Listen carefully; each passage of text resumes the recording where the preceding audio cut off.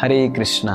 भगवान हमनी सब पर बहुत बहुत कृपा करके शास्त्र दिले छथुन कि सब जाने, ई सब के बुद्धि कम है, लेकिन हमनी सब उस शास्त्र के नहीं पढ़बे तो हमनी सब आध्यात्मिक जीवन में सफल होबे कौन आशा कर सके छी? कोनो आशा है?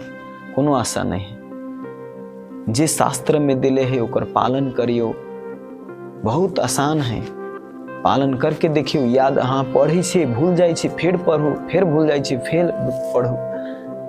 भगवत गीता में भगवान कहले छथुन अभ्यासेन तो कौन्ते वैराग्य च न गृह्यते। अभ्यास और वैराग्य के द्वारा सब कुछ संभव है। मुश्किल है लेकिन संभव है।